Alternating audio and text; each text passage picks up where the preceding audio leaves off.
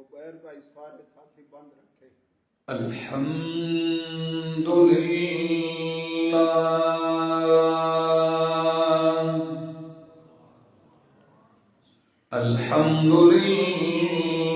الحمدللہ رب العالمین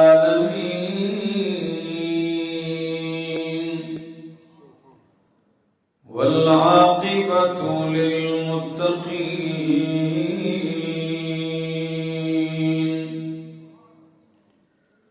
والصلاة والسلام على أشرف الأنبياء وإمام المرسلين وعلى آله وأصحابه وأهل بيته أجمعين. أما بعد فأعوذ بالله من الشيطان الرجيم. بسم الله الرحمن الرحيم.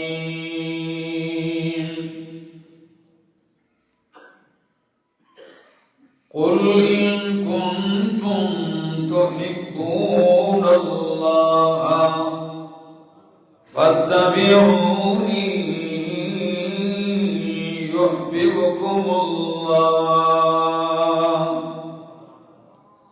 وقال تعالى ومن يطع الرسول فقد أطاع الله. وقال تعالى يا أيها الرسول بلغ ما أنزل إليك من ربك وإن لم تفعل فما بلغت رسالته والله يعصمك من الناس.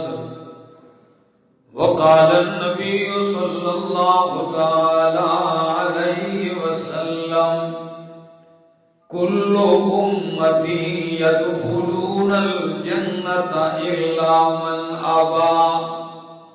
قيل ومن يأبى يا رسول الله؟ قال من أطاعني دخل الجنة ومن عصاني فقد أبى.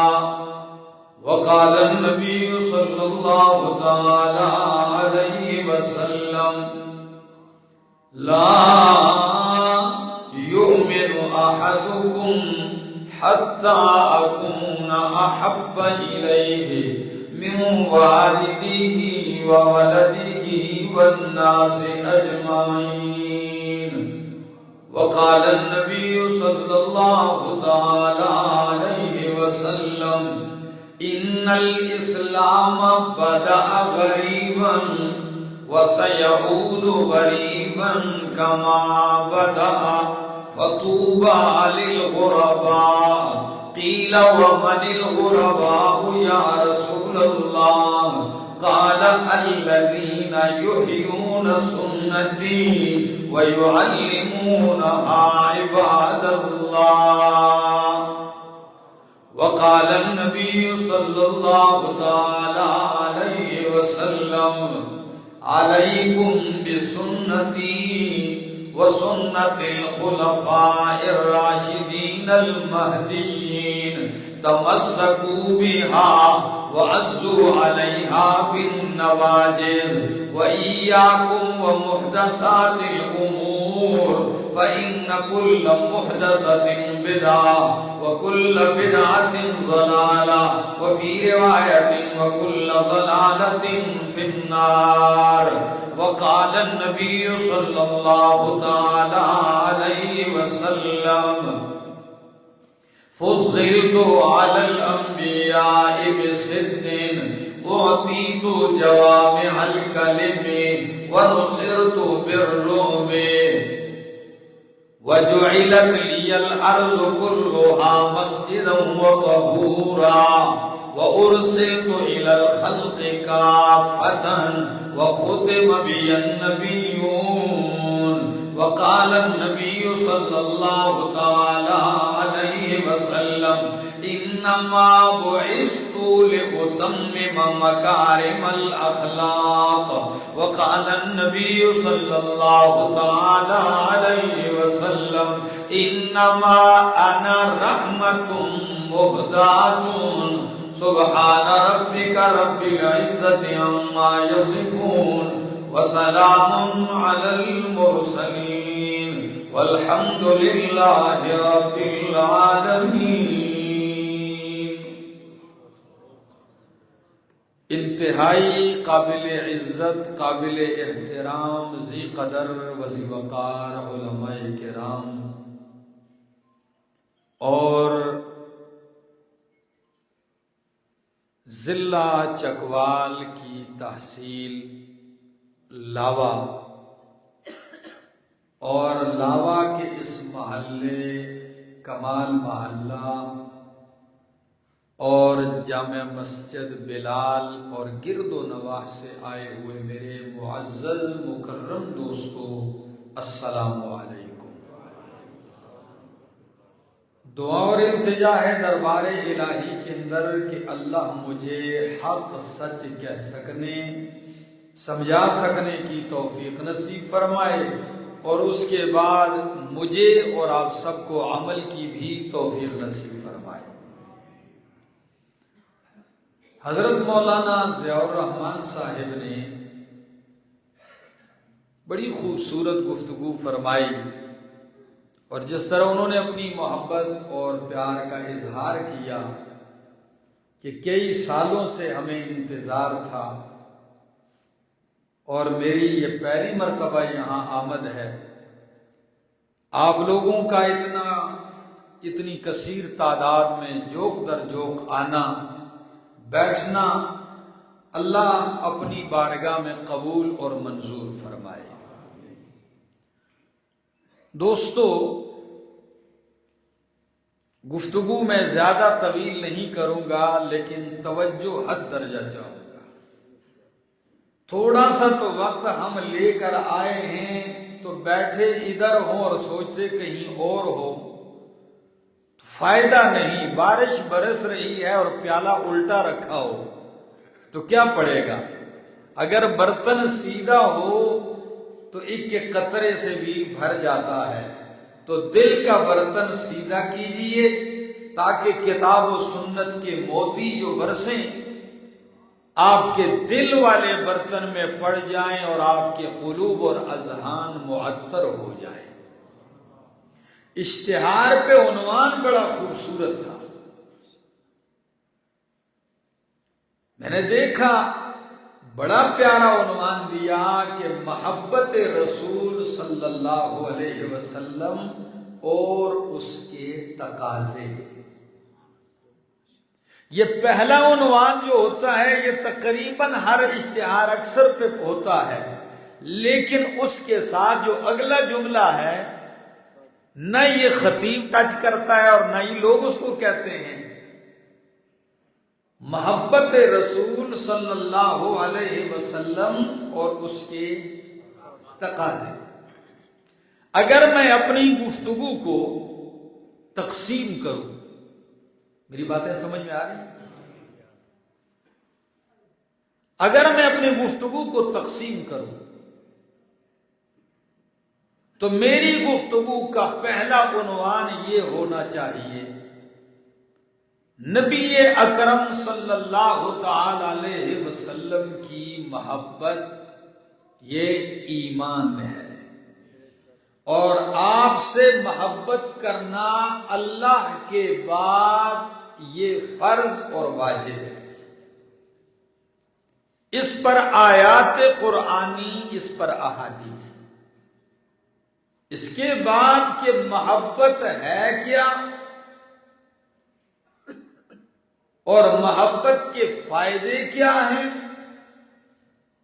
محبت کے اسباب کیا ہیں، کیوں محبت ہوتی ہے، کیوں کی جاتی ہے، کیوں ضروری ہے، اس کے بعد کہ محبت میں غلط فہمیاں، محبت میں غلطیاں، محبت میں افراط تفریط اور محبت میں غلط راہ کا اختیار کرنا، اس کی نشاندہی کہ کئی لوگ محبت میں بھی بھٹک جاتے ہیں۔ اور یہ عنوان کہ نبی اکرم صلی اللہ تعالی علیہ وسلم سے محبت، اس کا تقاضا کیا ہے؟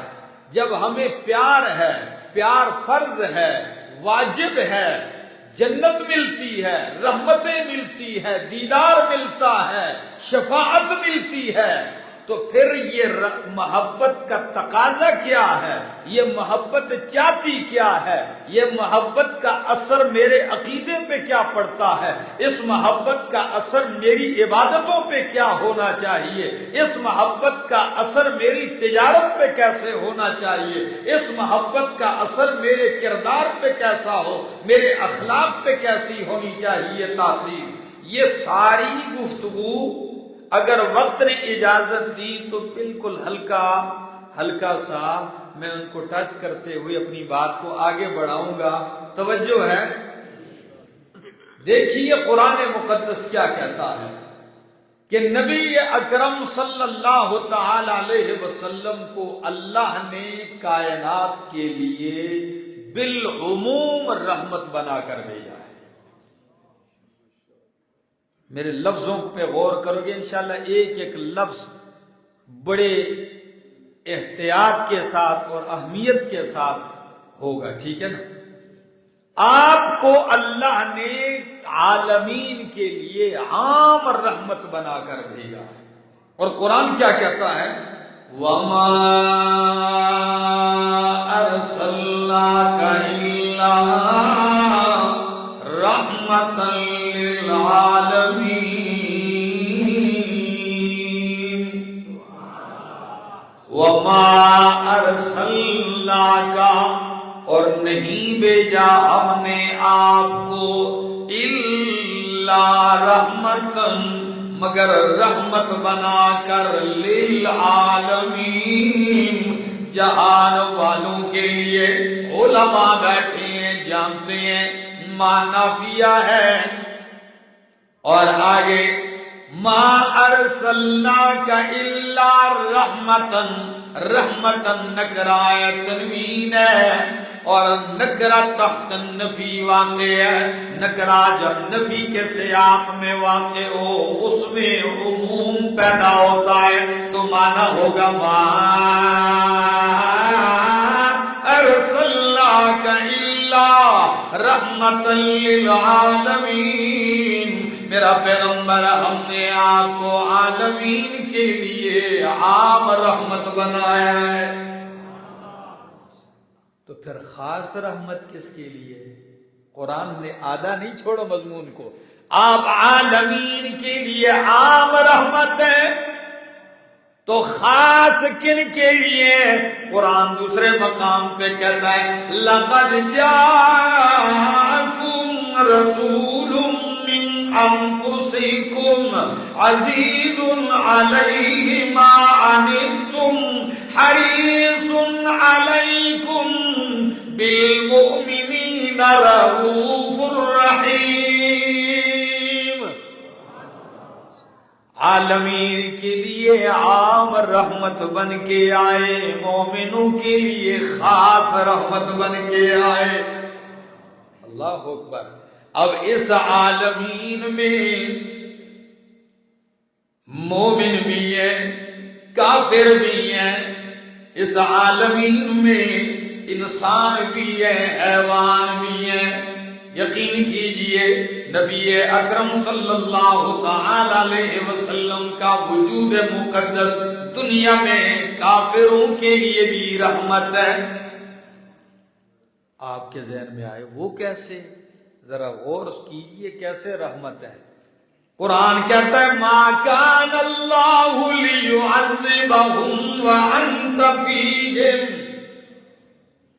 مکے کے مشرکین نے اللہ سے عذاب کا مطالبہ کیا تھا کہ اللہم ان کان ھذا ھو الحق من عندک فامطر علینا حجارۃ من السماء او ائتنا بعذاب علیم۔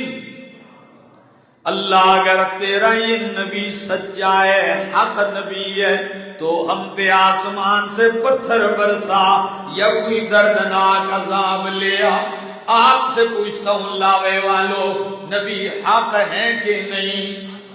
بولو، نبی حق ہے تو پھر مشرکین پہ عذاب آنا چاہیے تھا کہ نہیں؟ پتھر برسنے چاہیے تھے کہ نہیں؟ قانون بھی ہے، لیکن اللہ نے جواباً فرمایا ما کان اللہ لیعذبہم وانت فیہم، میرا پاک پیغمبر جب تک آپ موجود ہیں اللہ ان کو عذاب نہیں دیتا۔ یعنی آپ کا وجود اقدس کافر کے لیے بھی دنیا میں عذاب سے مانے ہے۔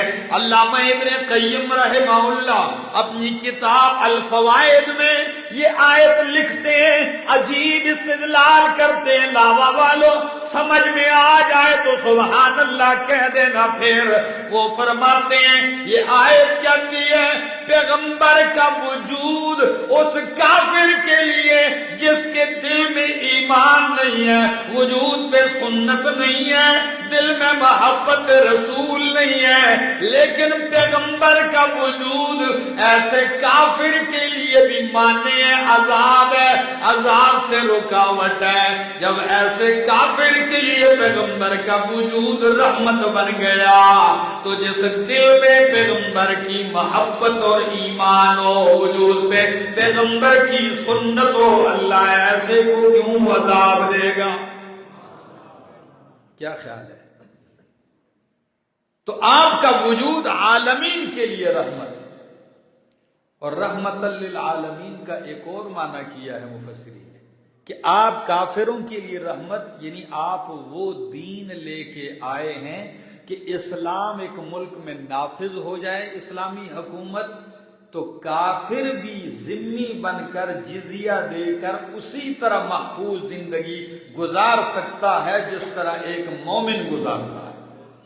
ایسا ہے کہ محفوظ زندگی جزیہ دے کے گزار سکتا ہے۔ اللہ اکبر، اس کی جان مال کا تحفظ ہوتا ہے۔ فرمایا وما ارسلناک الا رحمتا للعالمین۔ اور دوسری حدیث سن لیجئے کہ مومنوں کے لیے آپ کا وجود بالخصوص رحمت ہے۔ قربان جاؤں، صحیح حدیث پڑھنے لگا ہوں، مجھ سے پہلے مولانا صاحب نے ایک بات کہی کہ لوگوں کا مزاج بن چکا ہے، اور وہ مزاج کیا ہے کہ اس دنیا میں جب بندہ شہرت چاہتا ہے تو وہ کہتا ہے میں کوئی ایسا کارنامہ سوشل میڈیا پہ کر جاؤں کہ میں کیا ہو جاؤں، مشہور ہو جاؤں، ٹھیک ہے نا؟ تو آ کے کبھی وہ صحابہ کے بیچ میں جج بن بیٹھتا ہے اور لوگوں کو قصے اور کہانیاں سنانے لگتا ہے، فلاں ٹھیک ہے فلاں غلط ہے۔ پہلی بات سن لو، صحابہ کے مابین جج بننے کے لیے یا ان سے بہتر ہونا ضروری ہے یا ان کے برابر ہونا ضروری ہے، اور اللہ کی قسم بعد کی کائنات نہ صحابہ سے بہتر ہو سکتی ہے نہ صحابہ کے برابر ہو سکتی ہے، پھر کوئی کیسے جج بنتا ہے؟ پھر یہ باتیں لے کر نبی علیہ السلام نے فلاں صحابی کو غصہ کیا، فلاں کا یہ، آج سن لو سارے شکوک ذہن سے نکل جائیں گے۔ نبی علیہ السلام نے اپنی وفات کے قرب میں ایک عجیب جملہ ارشاد فرمایا اللہ، میں نے جس مومن کو مارا ہو، جس کو سخت جملے کہے ہوں، برا بلا کہا ہو اور بد دعا دی ہو کسی مومن مسلمان کو، تو اللہ میری بد دعا کو اس کے حق میں قیامت والے دن دعا بنا دے۔ اگر میں نے کسی مومن کو سخت برا کہا ہو، بد دعا دی ہو تو اللہ میری بد دعا کو بھی اس کے حق میں کیا بنا دے؟ دعا بنا دے۔ یہ کہنے کے بعد وہ ساری باتیں کیا ہو جاتی ہیں جو صحابہ پر اعتراض کرتے ہیں، ختم ہو جاتی ہیں۔ میں تفصیل میں نہیں پڑھتا ہوں، آپ مومنوں کے لیے خاص رحمت بن کے آئے ہیں۔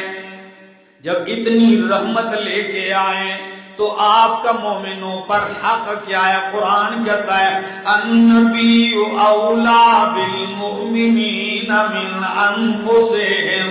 او کائنات والو، النبی اولا بالمؤمنین من انفسہم، نبی مومنوں پر ان کی جانوں سے بھی زیادہ حق رکھتے ہیں۔ یعنی تو اپنی جان پہ اتنا حق نہیں رکھتا جتنا تیری جان پر میرا پیغمبر حق رکھتا ہے۔ انشاءاللہ میں اس کی وضاحت کروں گا، آپ جھوم جاؤ گے۔ النبی اولا بالمؤمنین من انفسہم، تجھے اپنی جان میں اتنا حق نہیں جتنا تیری جان میں پیغمبر کا حق ہے۔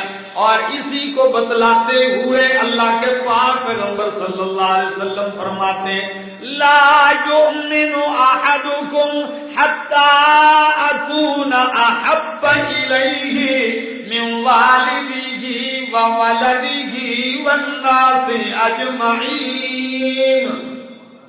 تم میں سے کوئی اس وقت تک مومن نہیں ہو سکتا جب تک کہ میں اس کو محبوب نہ ہو جاؤں، اس کی جان سے، اس کے اولاد سے، اس کے ماں باپ سے، والناس اجمعین، سارے لوگوں سے۔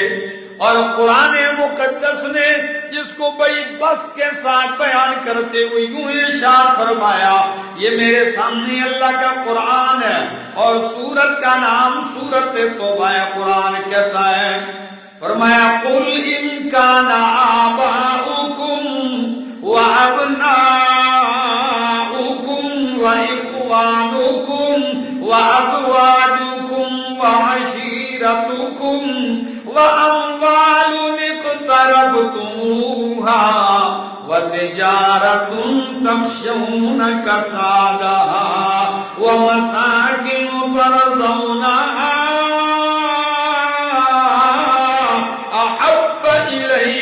من اللہ ورسولہ وجہاد فی سبیلہ فتربصوا حتی یأتی اللہ بأمرہ واللہ لا یہدی القوم الفاسقین۔ غور کیجئے لاوے کے موحد ساتھیوں، غور کیجیے اس آیت پر، سورہ توبہ کی آیت نمبر 24۔ فرمایا میرا پاک پیغمبر صلی اللہ علیہ وسلم اعلان کر دیجئے ان کان آباؤکم، اگر تمہارے باپ، ماں باپ، دادا پر دادا اوپر تک، وابناؤکم، تمہاری اولاد، تمہارے بچے بیٹے، وَإِخْوَانُكُمْ، تمہارے بھائی، وَأَزْوَاجُكُمْ، تمہاری بیویاں، وہ بیوی جس کے لیے ماں باپ بھی چھوڑ دیتے ہو، جس کے لیے بھائیوں کو بھی قربان کر دیتے ہو، جس کے لیے سارے رشتے ناتے چھوڑ دیتے ہو، یہ میری رفیقہ حیات ہے۔ وَعَشِيرَتُكُمْ، تمہارا کنبہ، برادری، خاندان، قبیلہ، وَأَمْوَالٌ اقْتَرَفْتُمُوهَا، اور تمہارے وہ مال جو تم نے جمع کیے ہیں، وہ ڈھیر لگائے ہوئے۔ فرمایا وَتِجَارَةٌ تَخْشَوْنَ كَسَادَهَا، تمہارے وہ کاروبار، وہ تجارت، وہ بزنس، تخشون کسادہا، جس کے مال پڑ جانے سے ڈرتے رہتے ہو، ہر وقت یہ فکر لگی رہتی ہے مارکیٹ ڈاؤن نہ ہو جائے، ہر وقت فکر میں لگے رہتے ہو میرا کاروبار رک نہ جائے۔ فرمایا تمہارے یہ کاروبار وَمَسَاكِنُ تَرْضَوْنَهَا، اور تمہارے وہ کو بنگلے، وہ کوٹھیاں، وہ محلات، وہ مکانات جنہیں تم پسند کرتے ہو، کروڑوں کا مکان بنا کر اوپر لکھ دیتے ہو ھذا من فضل ربی، مکان بنا کر کبھی ہنڈی کالے رنگ کی اوپر الٹی رکھ دیتے ہو، مکان بنا کے کالی نیل لٹکا دیتے ہو. کرتے ہیں کہ نہیں کرتے؟ عجیب لوگ ہیں. جو اللہ تجھے کروڑوں کی کوٹھی دے سکتا ہے وہ اس کی حفاظت نہیں کر سکتا. اوپر لکھا ہے ھذا من فضل ربی، یعنی کوٹھی کس نے دی ہے؟ اللہ کا فضل ہے. تو حفاظت اللہ کے ذمہ نہیں ہے نا، حفاظت تو کٹ ہی رکھ دی ہے کالی. اور کئی کالا کپڑا لٹکا دیا، لاکھوں کروڑوں کی گاڑی لی، آگے چھوٹی سی جوتی لٹک رہی ہے. میں ایک جگہ بال کتروانے کے لیے گیا اپنے محلے میں، تو میں نے اوپر سیٹ پر بیٹھا بال کٹوانے کے لیے، تو اوپر دیکھا تو سائڈ پہ اس نے گھوڑے کی نال لگائی ہوئی ہے. سوچتا رہا اس کے اوپر نظر پڑی، آخر مجھ سے رہا نہ کہ میں کہا بھائی یہ کیا ہے؟ کہتا ہے جی یہ گھوڑے کی نال ہے. میں نے کہا اس کو اتنا اہتمام کے ساتھ اوپر کیوں لگائے؟ جی برکتہ ہوں. کیا ہوں؟ تو میں نے کہا اب گھوڑے کی نال میں کیا تلاش کر رہا ہے؟ وہ برکتیں اگر نال دیتا تو خود گھوڑے کے پاؤں کے نیچے نہ گھسیٹا جاتا. جی ایک دفعہ ایک ریڈیو پہ ایک پروگرام چل رہا تھا، تو اس میں وہ بندہ گیدڑ سنگی کے کمالات بیان کر رہا. جان دے ہو کہ نہیں؟ یہ مداریوں کے پاس ہوتی ہے اکثر پڑی، یہ گیدڑ سنگی ہے. اب گیدڑ کے سر سے کوئی چیز نکالی، اوپر ایک قد بال ہوتا ہے، بس ایسی گنڈی سی ہوتی ہے بال سا، وہ لیا ہوا ہے. یہ گیدڑ سنگی جس کے پاس ہو لوگ اس کے دیوانے، یہ ہو تو پیسے اس کے پیچھے، یہ ہوتا ہے، جدھر جاتا ہے بس کامیاب فلاں فلاں. یہ بڑے اس نے کمالات گیدڑ سنگی کے سنائے. پھر لوگوں سے فون پہ بھی رابطے ہو رہے ہیں، تو کسی پٹھان نے اس کو کال کی، کہتا بھائی صاحب یہ تم نے گیدڑ سنگی کے فضائل بیان کیے، یہ کہاں ہوتا ہے؟ پٹھان کی اپنی انداز، یہ گیدڑ سنگی کدھر ہوتا ہے؟ اس نے کہا یہ گیدڑ کے سر میں ہوتا ہے نا. گیدڑ سنگی کہاں ہوتا ہے؟ کہا بھائی گیدڑ کے سر میں ہوتا ہے. کہتا ہے اگر سر میں ہوتا ہے کھانا خراب کے بچے، تو جس گیدڑ کے سر میں گیدڑ سنگی ہے یہ اتنے کمالات کی چیز ہوتی تو وہ چوری کے مرغے کیوں کھاتا؟ وہ جنگل کا بادشاہ ہو جانا چاہیے تھا اس کو نا، وہ فارم سے مرغیاں کیوں چوری کرتا؟ کہ تیرے پاس آئے گی اور تقدیر بدل جائے گی. لوگوں کے عقیدے ہیں. خیر بات کر رہا تھا، تیرا مکان، کوٹھی، بنگلہ، ماں باپ، اولاد، بیوی، رشتہ دار، تجارت، سارے 8 چیزیں ذکر کرنے کے بعد فرمایا احب الیکم من اللہ ورسولہ وجہاد فی سبیلہ. اگر یہ اللہ سے زیادہ محبوب ہے، میرے پیغمبر رسول اللہ صلی اللہ تعالی علیہ وسلم سے زیادہ محبوب ہے، راہ خدا میں جہاد کرنے سے زیادہ محبوب ہے، فَتَرَبَّصُوا حَتَّى يَأْتِيَ اللَّهُ بِأَمْرِهِ. پھر اللہ کی رحمت کی امید نہ کرو، انتظار کرو کہ اللہ کا عذاب آ جائے تم پر. اللہ نے 8 چیزیں ذکر کی ہیں. یقین کیجئے کہنا آسان ہے، لیکن جب اولاد سامنے آ جائے، اولاد کی محبت سامنے آ جائے، بڑے بڑے لوگ لڑکھڑا اٹھتے ہیں. ایسا ہے کہ نہیں کہ میں نے بیان بدلا ہے؟ کیوں بدلا ہے؟ بچوں کی وجہ سے. میں نے فلاں کیا، اس کو خطرہ، اس کو خطرہ. مثال کے طور پر کہ یہ جب اولاد پہ آتی ہے تو سب کچھ کیا ہو جاتا ہے؟ بھول جاتا ہے. کہنا آسان ہے، لیکن رب کعبہ کی قسم محمد عربی صلی اللہ علیہ وسلم کے صحابہ نے قرآن کی اس آیت کا مصداق بن کے 8 کے 8 چیزیں قربان کر کے دکھائی. اگر کوئی کہتا ہے اولاد محبوب ہے تو صحابہ کرام نے اولاد قربان کر کے دکھائی ہے. اگر کوئی کہتا ہے ماں باپ محبوب ہوتے ہیں، دل کے قریب ہوتے ہیں، تو صحابہ کرام نے ماں باپ قربان کر کے دکھائے. کہاں سے لاؤں؟ سعد بن ابی وقاص رضی اللہ تعالیٰ عنہ ادھر کلمہ پڑھتے ہیں، ماں کو خبر ملتی ہے، ماں نے بھوک ہڑتال کر لی. کیا کر لی؟ بھوک ہڑتال. کہتی ہے واللہ لا اذوق طعاما ولا شرابا حتی تکفر بمحمد صلی اللہ علیہ وسلم. اللہ کی قسم اس وقت تک چکھوں گی بھی نہیں، کھانا پانی نہیں پیوں گی جب تک کہ تو محمد عربی صلی اللہ علیہ وسلم کا انکار نہ کر جائے. راستے میں بیٹھ گئی، کڑی دھوپ ہے، شدید گرمی ہے، آئے جائے لوگ پوچھتے ہیں اماں دھوپ میں کیوں بیٹھی ہے. وہ حالت غیر ہو گئی. لوگوں نے تانے دینا شروع کر دیے کہ سعد تمہارے پیغمبر تو والدین کے حقوق کے علمبردار تھے، تمہارے وہ پیغمبر تو والدین کے احسان کے قائل ہیں، احسان کی ترغیب دینے والے. یہ تم نے کیا ماجرا شروع کر دیا؟ ماں باہر بیٹھی ہے، آ کے ماں کو سمجھایا، ماں تو جو چاہے میں تیار ہوں کرنے کے لیے. ماں کسی مطالبے کے اوپر راضی نہیں ہوتی، کوئی آفر ماں کو پسند نہیں ہے. ایک ہی مطالبہ ہے، دین پیغمبر چھوڑ دے، پیغمبر کا انکار کر دے. سالوی جلال میں آ کے کہتے ہیں اماں ہر چیز قربان کر سکتا ہوں، بات محمد عربی کی آ گئی تو اماں جان سن لے، تیرا خون میری رگوں میں ہے، تیرے سینے کا دودھ پی کے میں پلا ہوں. سن لے میں نے پیغمبر سے محبت کا وہ رشتہ قائم کیا ہوا ہے، ایک نہیں اگر تیری ایسی 100 مائیں ہو جائیں میں ساری قربان کر دوں گا، محمد عربی کا دامن کبھی نہیں چھوڑوں گا.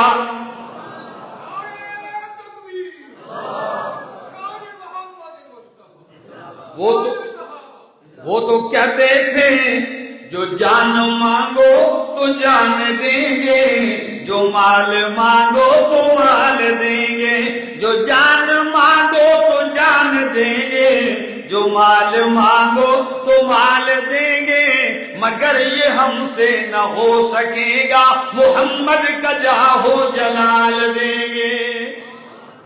اللہ اکبر. فرمایا ساری کائنات میں اللہ کے بعد اگر آپ کی محبتوں کے حقدار ہیں تو وہ کون ہے؟ بولو.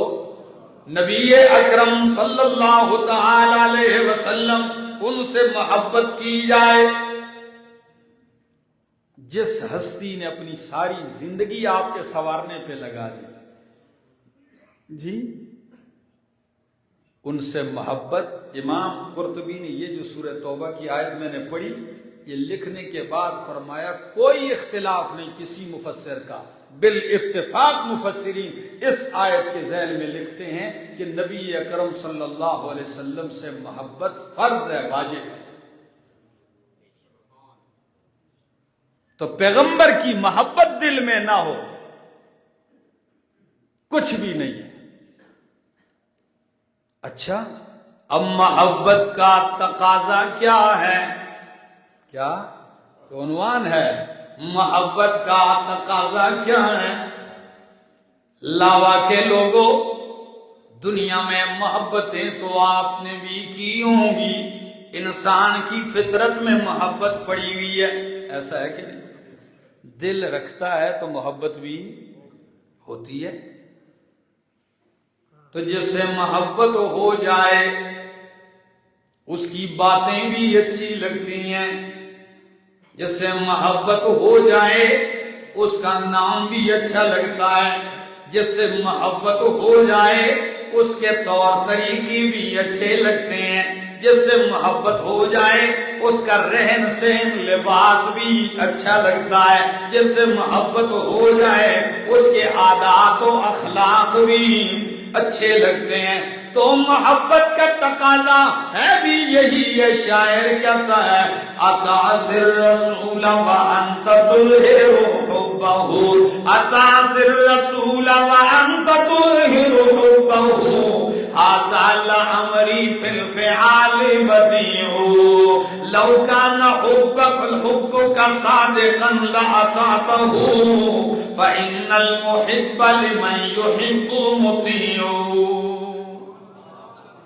پیسے نہیں لگتے تو کہہ دو سبحان اللہ. جاگ کے بیٹھو, سردی سے آپ ٹھٹر رہے ہیں میرے دوستو. فرمایا اتعصر رسول وانت تظہر حبہ, تو رسول کی نافرمانی کرتا ہے صلی اللہ علیہ وسلم, ان کی نافرمانی کرتا ہے. وانت تظہر حبہ, اور اس کی محبت کا اعلان کرتا ہے, اظہار کرتا ہے کہ مجھ سے بڑا پیغمبر کا محب کوئی نہیں ہے. دعویٰ محبت کا اور کرتا ان کی نافرمانی ہے. شاعر کہتا ہے ھذا لعمری فی الفعال بدیع, میری زندگی گواہ ہے, اللہ کی قسم ہے, یہ تو بہت ہی اوپری سی بات ہے, عقل کے خلاف بات ہے. کیوں؟ دستور تو محبت کا یہ ہے ان المحب لمن يحب مطیع, محب محبوب کا تابعدار ہوتا ہے. کیا ہوتا ہے؟ تابعدار ہوتا ہے, پیروکار ہوتا ہے, اطاعت گزار ہوتا ہے, تابع فرما ہوتا ہے. سن لیجئے قرآن کہتا بھی ہے من یطع الرسول فقد اطاع اللہ, اطیعوا اللہ واطیعوا الرسول, اطاعت کرو اللہ کی اور اس کے رسول کی. پھر اگلے میں فرمایا من یطع الرسول, جس نے رسول کی اطاعت کی, فقد اطاع اللہ, اس نے کس کی اطاعت کی؟ اللہ کی اطاعت کی. یعنی رسول کی اطاعت کو اللہ نے اپنی اطاعت قرار دیا ہے. اطاعت کیجئے تو اطاعت کرنا, پیروی کرنا. اس میں ایک جملہ اگر لگا دوں تو مزہ ہی آ جائے گا. لاوے والوں, پڑھے لکھے لوگ, پیروی اور اطاعت تو آئین اور قانون کی بھی کی جاتی ہے کہ نہیں؟ وکیل اٹھتا ہے عدالت میں یہی کہتا ہے, آئین یہ کہتا ہے, قانون یہ کہتا ہے. ٹھیک ہے, آپ سڑکوں پہ چلتے ہیں, ٹریفک کے جتنے قوانین ہیں آپ اس کی کیا کرتے ہیں؟ پیروی کرتے ہیں کہ نہیں کرتے؟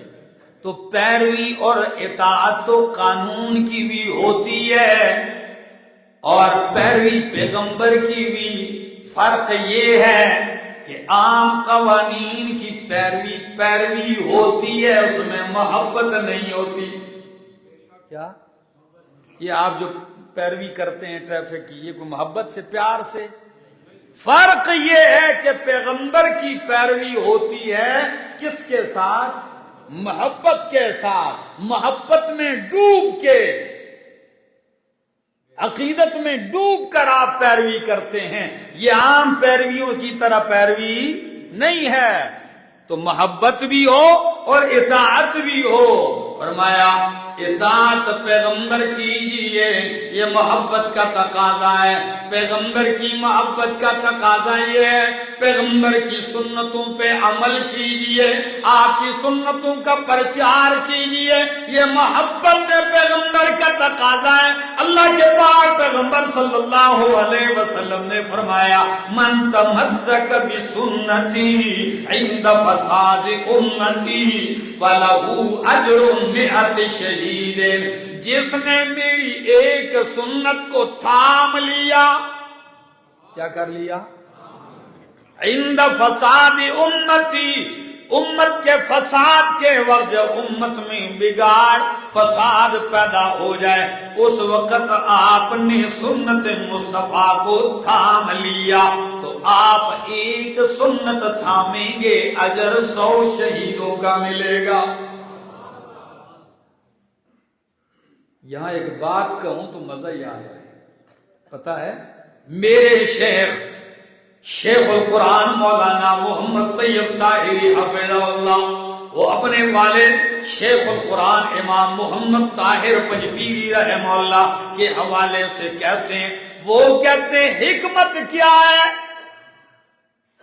کہ شہید اللہ کے راستے میں جان کے ٹکڑے کروا دیتا ہے، زندگی کا حق اپنا ختم کر دیتا ہے، یہ جہان چھوڑ جاتا ہے، اور متبع سنت کو ایک سنت زندہ کرنے کی وجہ سے، ایک سنت تھامنے کی وجہ سے اللہ 100 شہیدوں کا ثواب دیتا ہے۔ حکمت کیا ہے؟ وہ فرماتے ہیں حکمت یہ ہے شہید ایک مرتبہ ہی شہید ہوتا ہے، جبکہ سنت کا پرچار کرنے والا اس کی شہادت کی تحریکیں اور پلاننگ روز ہوتی ہے۔ متبع سنت کی موت کے لیے میٹنگیں روز ہوتی ہیں، اور اس کو ہر دن یہ آج مارا جاؤں گا، آج مجھے مار دیا جائے گا، آج چوک میں لٹکا دیا جائے گا، آج گھر پہ حملہ کر دیا جائے گا، مشرک آئیں گے۔ اور ہوا ہے کہ نہیں ہوا ہے؟ امام شاہ ولی اللہ محدث دہلوی رحمہ اللہ کہ آج حدیث کی سند، تفسیر کی سند انہی پہ جا کے پہنچتی ہے۔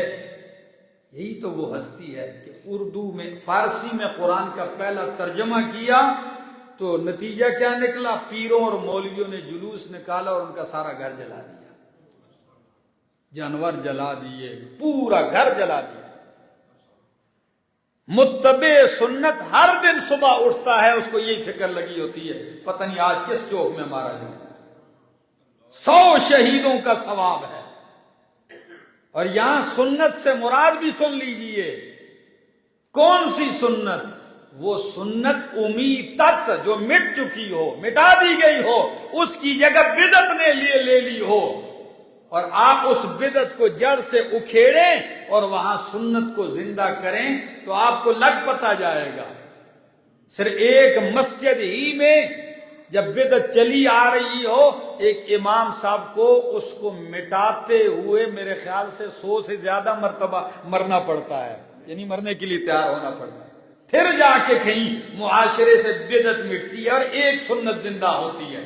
تو پیغمبر کی محبت کا تقاضا آپ کی سنتوں کا پرچار کیا جائے، اور قربان جاؤں میرے پاک پیغمبر صلی اللہ تعالی علیہ وسلم کی محبت کا تقاضا آپ کا ارشاد سن لیجئے، فرمایا ان الاسلام بدأ غریبا وسيعود غریبا کما بدأ۔ اسلام کی ابتدا بھی بڑے انوکھے اور اوپرے اجنبی طور پر ہوئی، یعنی جب اسلام شروع میں ابھرنے لگا تو لوگوں کے سامنے بالکل اجنبی تھا۔ لوگ کہتے ہیں اوپریاں گلا میں، ہم نے تو اپنے باپ دادا سے یہ نہیں سنی، اجعل الآلہۃ الہا واحدہ ان ھذا لشیء عجاب، عجیب بھی نہیں، تو کوئی عجیب باتیں ہیں۔ اسلام شروع میں بڑا اوپرا لگا تھا، فرمایا پھر پھیل گیا، ایسا دور پھر آ جائے گا کہ اسلام پہ چلنا اور اسلام کی باتیں یہ پھر اوپری لگنے لگیں گی۔ وَسَيَعُودُ غَرِيبًا، پھر لوگوں کو ناشنا نظر آئے گا، جس کی شلوار ٹخنوں سے بھی نیچے اور کھریوں ایڑیوں سے بھی نیچے ہوگی اس کو کوئی برا نہیں کہے گا، لیکن جو 5 ٹخنوں سے اوپر کرے ڈوبے کونج گیا نہیں۔ ہماری ہندکوں کی بولی میں اس کو کیا کہتے ہیں؟ ڈوبے کنج۔ ہاں یہ کیا ہے؟ سلوار اس کی ٹخنوں سے اوپر ہے۔ اچھا، ایک بندہ داڑھی صاف کرتا ہے کوئی کچھ نہیں کہتا، لیکن جس نے داڑھی رکھی ہے اگر وہ چلتے چلتے راستے میں آپ سے اس کو کاندھا بھی ٹکر گیا، داڑھی رکھی تھی نظر نہیں آتا جی۔ سائیکل بھی اگر آپ کو مار گیا تو کہے گا جی داڑھی رکھی ہوئی ہے۔ کیا مطلب ہے اس کا؟ بھائی اس کے ساتھ کیا تعلق ہے؟ الزام ہر چیز میں پیغمبر کی سنت کو دے رہے ہیں۔ کسی نے امامہ باندھا ہوا ہے، پگڑی باندھی ہے، کوئی بات اس نے غلطی کی، یاد کس کو کیا جائے گا؟ پگڑ بدے دا، لوگ کہتے ہیں کہ نہیں، پگڑ بدا ہوا فلاں ہے. یہ معاشرہ ہے. اسلام پھر اوپرا ہو جائے گا. عورت ننگے جائے گی، اجنبی نہیں نظر آئے گی، لیکن سر تپا برقعے میں جائے گی، لوگوں کو کیا نظر آئے گی؟ تو اجنبی ہے. یہ کیا ہے؟ سَيَعُودُ غَرِيبًا. شادی میں ناچ گانا، ہجڑے خسرے، میوزک والے سارے آ کے ناچیں گے، کوئی بھی اعتراض نہیں ہوگا. لیکن یہ چیزیں اگر ختم کر دے گا، کہتے ہیں یہ عجیب شادی کی، پتہ نہیں فلانے دے پترے دی شادی، کوئی سمجھ ہی نہیں آئی شادی ہے یا ماتم ہے. لوگ کہتے ہیں جی شادی ہے یا ماتم ہے، کوئی پتہ نہیں لگا جی. اس پہ اعتراض، معاشرے میں اس کو اجنبی سمجھا جا رہا ہے. اچھا بندہ فوت ہو گیا، چھواروں کا تھیلا لے جا رہا ہے قبرستان، سارے لوگ کوئی اعتراض نہیں کرتا کہ بادشاہو اس کا باپ مرا ہے، یہ چھوارے تقسیم کرنے کی جگہ تو نہیں ہے جی. ادھر باپ کی میت پڑی، ادھر قرآن دائرے میں گھوم رہا ہے، اس پہ کوئی اعتراض نہیں. لیکن اگر کسی نے یہ کام نہیں کیا، کروڑ روپے جا کے کسی مسجد پہ بھی لگا دیے، لوگ کہیں گے باپ پیوں روڑ کے آ گئے، پانی میں بہا کے آ گئے. اس پہ اعتراض ہے. ان الاسلام بدا غریبا وسيعود غریبا کما بدا. ابھی راستے میں آتے ہوئے یہ حاجی عمران صاحب نے مجھے ایک ویڈیو کلپ سنا ہے گاڑی میں، کہنے لگے حضرت سفر کاٹتے ہیں تو ذرا یہ سنو. بڑی اچھی خوبصورت پگڑی باندھی مولانا صاحب ممبر پہ بیان کرتے ہیں. کہتے جی لوگوں مردے نال گپ شپ لاؤن دا طریقہ، مردے کے ساتھ باقاعدہ کانٹیکٹ کرنے کا طریقہ، گفتگو کرنے کا طریقہ، گپ شپ لگانے کا طریقہ، باقاعدہ پورا طریقہ لکھا ہے. آپ نے پاؤں کی طرف نہیں، سرانے کی طرف نہیں کھڑا ہونا، ایسے کھڑا ہونا، وہ آپ کو ایسے دیکھے گا، پھر آپ نے 3 دفعہ اس کو سلام جواب دینا ہے. یہ ساری گفتگو میں نے کہا اس کو لاکھوں لوگوں نے شیئر کیا، یہ اب تعجب نہیں نظر آ رہا لوگوں کو. لیکن اگر کوئی یہ کہے کہ سورۃ روم میں قرآن کہتا ہے، سورہ نمل میں قرآن کہتا ہے، سورہ فاطر میں قرآن کہتا ہے، سورہ زمر میں قرآن کہتا ہے، سورہ احقاف میں قرآن کہتا ہے کہ مردے نہیں سنتے، لوگ کہیں اوئے اوئے اوئے پتہ نہیں یہ کیا ہو گیا. اب یہ لگے گا اوپرا، یہ اوپری نظر آ رہی ہے. قرآن کہتا ہے مر چکے ہیں، سنتے نہیں، انہیں شعور نہیں، ٹھیک ہے. لیکن ان پہ تعجب. اور اگر آپ کہیں قبرستان جاؤ، کہتے ہیں پانچا بند کر کے جاؤ. میں نے کہا کیوں بند کر کے جاؤ؟ مردہ پانچوں میں دیکھتا ہے. تو پانچوں میں کیا دیکھتا ہے؟ یہ کوئی عقیدہ ہے؟ آپ سمجھتے ہیں یہ لطیفہ ہے، یہ لطیفہ نہیں، یہ بدعتی کا عقیدہ ہے. میرا دوست سیعود غریبا، دین کی بات، قرآن کی بات لوگوں کو کیا لگنے لگے گی؟ اوپری اور اجنبی. لیکن اللہ کی قسم میرے پاک پیغمبر نے فرمایا فَطُوبَىٰ لِلْغُرَبَاء. جس دور میں اسلام ناشنا اور اجنبی ہو جائے گا، اس دور میں جو اسلام کے اوپر چلے گا، ایسے اجنبی شخص کے لیے جنت کی بشارت ہے. طوبہ بشارت ہے. تو صحابہ کرام کہنے لگے وَمَنِ الْغُرَبَاء. یہ غربا کون ہے؟ جو اجنبی لوگ، جن کو لوگ اجنبیت سے دیکھیں گے. فرمایا الذین یحیون سنتی، آئے آئے الذین یحیون سنتی. یہ اجنبی وہ ہیں جو میری سنتوں کو زندہ کر رہے ہیں. وَيُعَلِّمُونَ عِبَادَ اللَّهِ. اور میری سنت کو لوگوں کو سکھاتے ہیں، لوگوں کو میری سنت کی تعلیم دیتے ہیں. یحیونہا. سچ بتاؤ سینکڑوں سنتیں مٹ چکی ہیں جو اس وقت زندہ کرنے پہ لگا ہوا ہے. وہ لوگوں کو تو اجنبی نظر آتا ہے، لیکن 14 صدیاں پہلے میرے محمد صلی اللہ علیہ وسلم نے جنت کی بشارت دے دی۔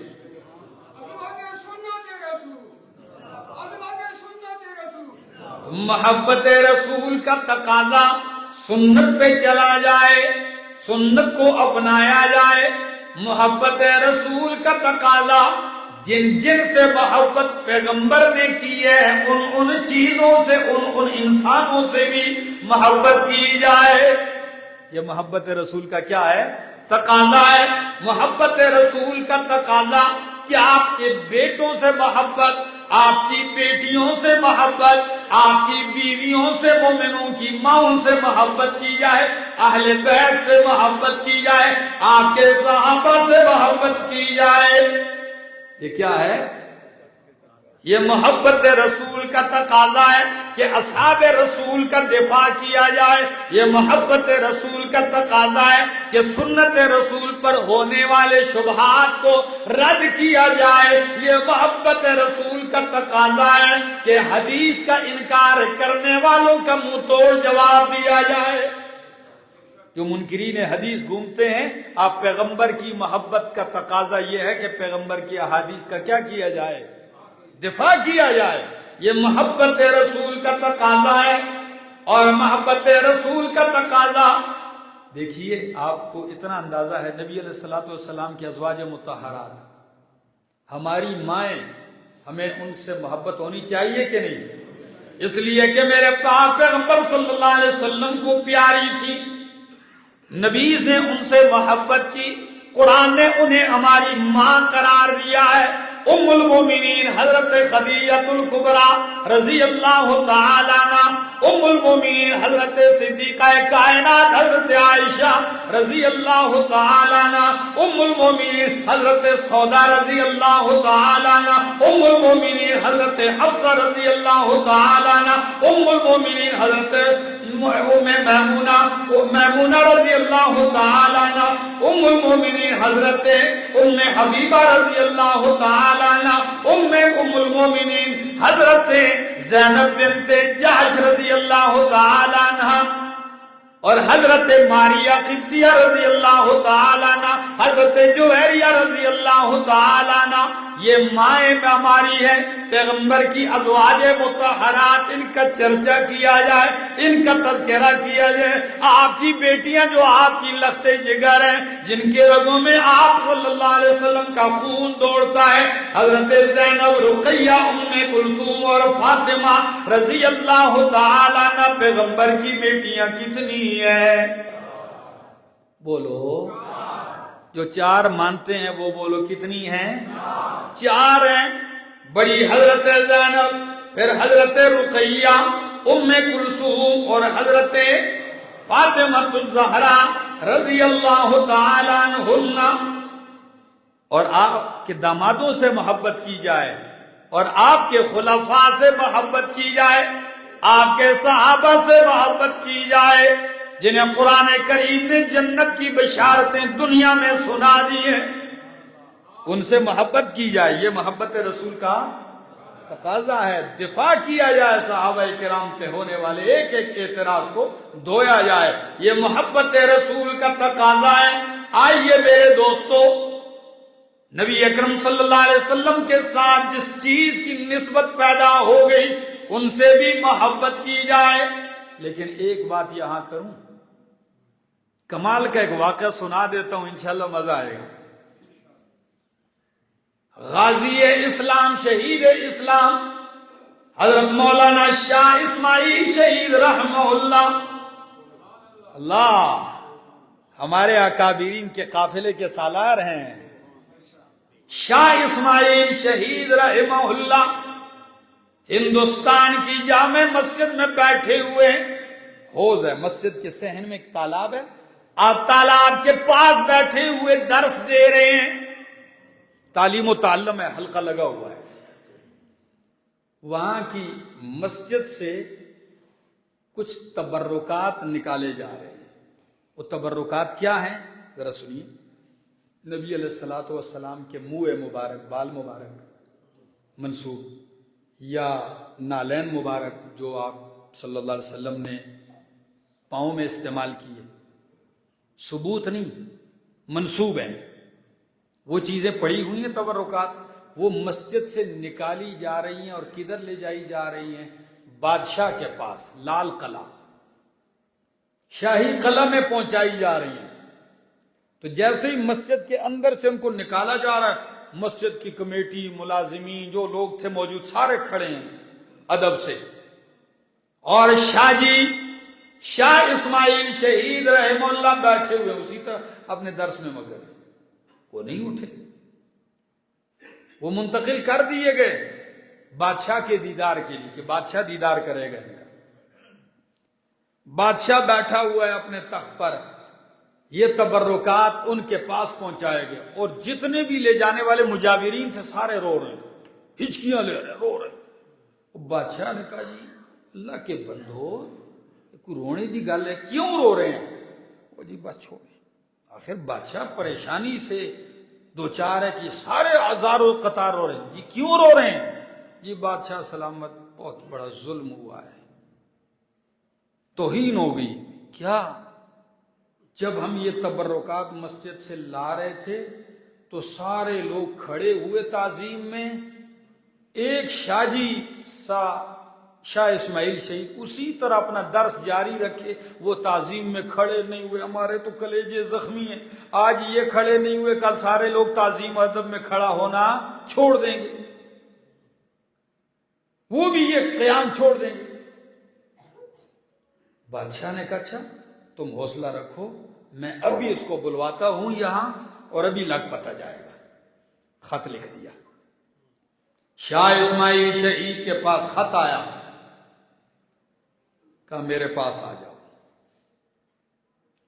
خط پڑھتے ہیں، دوستوں سے مشورہ لیا کیا کیا جائے، انہوں نے کہا آپ نہ جائیں، خط سے ہی پتہ چل رہا ہے اور بندے بھی آئے ہوئے ہیں، بادشاہ کی نیت ٹھیک نہیں لگتی۔ شاہ عبدالعزیز محدث دہلوی رحمہ اللہ نے مشورہ دیتے ہوئے فرمایا آپ جائیں لیکن باہر دائیں بائیں سب لوگوں کو خبردار کر کے جائیں، اگر بادشاہ کی نیت میں کوئی فرق ہوا آپ کو پھانسی وغیرہ دینے کے لیے، قتل کرنے کے لیے، تو کم از کم کیس بنے گا، ایسے گمنامی میں نہیں جاؤ گے، اطلاع کر دو۔ کہنے لگے میں کسی کی اطلاع نہیں، سیدھے چلے گئے۔ پہنچتے ہیں، بادشاہ تخت پہ بیٹھا ہے، پرتپاک استقبال کیا، داخل ہوئے شاہ اسماعیل شہید، بادشاہ نے استقبال کیا، بولے کہ تشریف رکھیے۔ شاہ جی بیٹھ گئے، بادشاہ نے کہا شاہ صاحب کوئی نبی علیہ الصلوۃ والسلام کے حالات ذرا بیان کرو، سیرت۔ شاہ جی کہنے لگے میرا کام ہی ہے، آپ نے جب سیرت، ہجرت، طائف یہ واقعات شروع کر دیے، وہ سما بن گیا کہ بادشاہ بھی رو رہا ہے، حاضرین بھی رو رہے ہیں۔ ایسے گفتگو کی، جب یہ گفتگو کی بادشاہ نے کہا آپ نے تو سیرت ایسے بیان کر دی کہ ہم پہ لرزہ طاری ہو گیا ہے، اتنا آپ پیغمبر پاک صلی اللہ علیہ وسلم سے محبت کرتے ہیں تو پھر آپ نے یہ گستاخی کیوں کی؟ کون سی گستاخی؟ فرمایا یہ جب یہ تبرکات لائے جا رہے تھے تو آپ تعظیماً کھڑے کیوں نہیں ہوئے؟ آپ تعظیماً کھڑے۔ پوچھنے کا انداز ہے، جواب سنیے۔ شاہ جی کہنے لگے بادشاہ سلامت، پہلی بات تو یہ ہے کہ یہ تبرکات صحیح سند سے ثابت نہیں ہے۔ کیا؟ یہ کوئی ثابت نہیں کر سکتا کہ یہ وہی منہ مبارک ہیں یا وہی نالین مبارک ہیں جو آپ نے استعمال کی، سند نہیں ہے۔ دوسری بات یہ ہے بادشاہ سلامت، اگر یہ واقعی تبرکات ہیں تو پھر مجھ سے زیادہ اس کی تعظیم آپ پر بھی تھی، آپ کو چل کے وہاں جانا چاہیے تھا، نہ کہ ان کو کھینچ کے آپ کے پاس لانا چاہیے تھا۔ پھر تو آپ کو وہاں جانا چاہیے تھا، یہ کھینچ کے آپ کے دربار میں لانے کی چیزیں نہیں تھی۔ بادشاہ ہکا بکا ہو گیا، یہ دیکھیں جواب ہو گیا، اس کا کیا جواب دیا جائے؟ کہا بادشاہ سلامت ذرا ٹھہر جائیے، بخاری ہے، حدیث کی کتاب منگوائیے، بادشاہ نے کسی سے کہا لے آؤ. بخاری شریف لائی گئی بادشاہ کی مجلس میں، سارے بیٹھے ہوئے، بخاری آئی، آپ نے کھولی، فرمایا بادشاہ سلامت، یہ بخاری حدیث کی احادیث کی کتاب ہے، اس میں پیغمبر کے اقوال، پیغمبر کی سنتیں، پیغمبر کے عادات، نبی کا حلیہ مبارک صحیح سند کے ساتھ ثابت ہیں، لیکن کوئی بھی ان کے مریدوں میں کھڑا نہیں ہوا تعظیم کے لیے. جن کی سند ثابت نہیں اس کے لیے تعظیم فرض، اور جنس کی سند ثابت احادیث ہیں اس کے لیے کھڑا ہونا کیا؟ کوئی بھی نہیں کھڑا، نہ آپ کھڑے ہوئے اور نہ ہی کوئی اور کھڑے ہوئے. بادشاہ کو مسئلہ سمجھ آ گیا کہ بات تو یہ ہے. فرمایا ذرا آگے چلیے بادشاہ سلامت. آپ نے گفتگو کی. فرمایا بادشاہ سلامت، اتنا ہی تو پیغمبر سے محبت کرتا ہے تو محبت رسول کا تقاضا یہ ہے کہ تو نے سونے کے کنگن کیوں پہنے ہیں؟ محبت رسول کا تقاضا تو یہ ہے کہ نبی علیہ السلام نے فرمایا مرد کے لیے سونا پہننا کیا ہے؟ آپ نے کیوں پہنا ہے؟ یہ سونے کے کنگن، یہ چیزیں. بادشاہ نے کہا کدھر لکھا ہے؟ کہ فلاں حدیث ہے. ایک دم بادشاہ نے کنگن اتارے. کہا اچھا، آج تک یہ سینکڑوں مولوی میرے دربار میں صبح بھی آتے ہیں شام بھی آتے ہیں، کسی نے جرت نہیں کی کہ بادشاہ سلامت یہ کیا ہے تیرے لیے پہننا؟ مجھے تو بھی پتہ چلا. کنگن نکال کے سونے کے شاہ جی کی جولی میں ڈال دیے. کہا آپ یہاں سے جاؤ گے یہ ساتھ لیتے جاؤ، باہر فقیروں میں تقسیم کر دو. شاہ جی نے پھر اٹھا کے کہا بادشاہ سلامت خود ہی تقسیم کرو، یہ مولوی اتنے بدگمان ہیں، میں لے کے فقیروں کے لیے جاؤں گا یہ کہیں گے خود لے گئے. بادشاہ کے لیے حرام تو اس کے لیے حلال ہوگی، خود ہی تقسیم کرو. بادشاہ اور سمجھ گیا کہ بندہ بڑا خالص ہے. آپ نے گفتگو کی بڑی عزت کے ساتھ، سواری بھی دی، پیسے بھی دیے، تحفہ بھی دیا، باعزت رخصت کیا. میرا دوست روزی اللہ دیتا ہے، سنتوں پہ پردے ڈال کے روزی نہ کما، پردے ہٹا سنتیں بتا لوگوں کو، روزی اللہ کھول دے گا، عزت کی دے گا، سوچ سے بھی والا تر تمہیں دے گا. تو میں عرض کر رہا تھا، آئیے نبی اکرم صلی اللہ تعالی علیہ وسلم کی محبت کا تقاضا، قربان جاؤں. اللہ کے پاک پیغمبر صلی اللہ علیہ وسلم فرماتے ہیں کل امتی یدخلون الجنت الا من ابا. لاوے والو فرمایا ہر امتی میرا جنت میں جائے گا، الا من ابا، مگر جو جنت میں داخل ہونے سے انکار کر جائے گا وہ نہیں جائے گا. لفظ کتنا عجیب ہے. ہر امتی جنت میں جائے گا مگر جو جنت میں جانے سے انکار کر جائے گا وہ نہیں جائے گا. تو صحابہ کرام نے پوچھا وَمَن يَأْبَى یا رسول اللہ صلی اللہ علیہ وسلم، انکار کون کرے گا بلا جنت میں داخل ہونے سے؟ نبی کریم نے فرمایا من اطاعنی دخل الجنہ، جس نے میری اطاعت کی وہ جنت میں داخل ہو گیا، اور جس نے میری نافرمانی کی در حقیقت اس نے جنت میں داخل ہونے سے انکار کر دیا. بات صاف ہے، دعویٰ ہے، تقاضا بھی پورا کرو، محبت کا کیا کرو، اور محبت مصطفیٰ صلی اللہ علیہ وسلم کا تقاضا ہے کہ آپ پر کثرت کے ساتھ درود پڑھا جائے. کیا پڑھا جائے؟ اور درود کے وہ الفاظ پڑھے جائیں. محبت کا تقاضا ہے جو آپ نے خود بتلائے ہوں، جو آپ نے اپنی طرف سے بنایا ہوا نہیں، جو انہوں نے بتایا وہی اپنائے جائیں الفاظ. کبھی کبھی سوچتا ہوں، یقین کیجئے اللہ نے اپنے پاک پیغمبر صلی اللہ علیہ وسلم کو درود کے ایک ایسا تحفہ عطا کیا ہے کہ یہ وہ عبادت ہے او میرا دوست کہ سب سے پہلے اللہ اس میں شریک ہے. کیا ہے؟ ان اللہ و ملائکتہ یصلون علی النبی یا ایھا الذین آمنوا صلوا علیہ وسلموا تسلیما.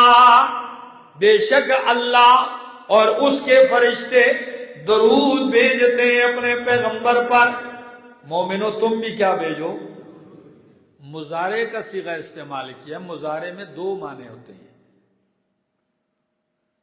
یضرب مارتا ہے, مارے گا, ٹھیک ہے, اور تجدد ہوتا ہے. اس اعتبار سے معنی یہ سن لو, ان اللہ و ملائکتہ یصلون, بے شک اللہ اور اس کے فرشتے یصلون, بھیجتے نہیں بھیجتے رہتے ہیں, سلسلہ بند نہیں ہوتا, درود بھیجتے رحمتوں کا نزول ہوتا رہتا ہے. تو مومنو تم بھی درود بھیجو. کتنا بھیجیں یہ بھی جھوم جاؤ گے. حضرت ابی بن کعب رضی اللہ تعالیٰ عنہ آتے ہیں, کہتے ہیں اللہ کے حبیب صلی اللہ علیہ وسلم انی اصلی علیکا و اکثر الصلاۃ علیکا, میں آپ پر درود پڑھتا ہوں اور کثرت کے ساتھ درود پڑھتا ہوں, لیکن آپ مجھے بتائیے کہ میں اپنے ذکر اذکار دعا کا کتنا حصہ آپ پر درود بھیجنے کے لیے خاص کر دوں. دعا ذکر اذکار تسبیحات میں جو میرا وقت لگتا ہے اس کا کتنا حصہ آپ پر درود بھیجنے کے لیے خاص کر دوں. نبی علیہ السلام نے فرمایا ما شئت, کیا جس قدر حصہ تو چاہتا ہے, کوئی پابندی.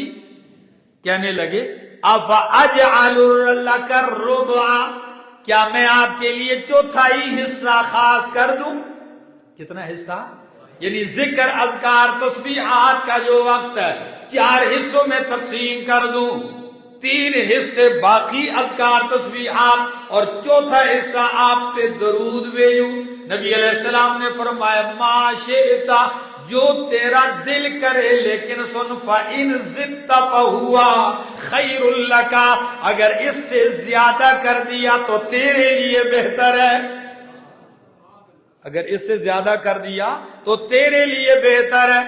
فرمایا اچھا آدھا کر دوں, نصف وقت باقی اذکار کے لیے, عبادات کے لیے, اور نصف وقت آپ پر کیا پڑھوں, آدھا وقت کر دوں.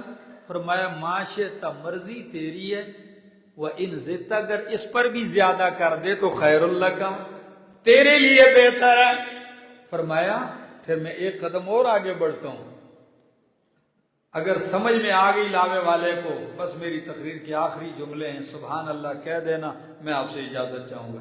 فرمایا اللہ کے حبیب اگر میں زیادہ کر کے 3 حصے پہ تقسیم کر دوں, باقی ذکر اذکار تسبیحات دعا کا وقت, اور 3 میں سے 2 حصے وقت آپ پر درود بھیجوں, 1 حصہ وقت باقی اذکار کے لیے خاص کر دوں, یہ ٹھیک ہے.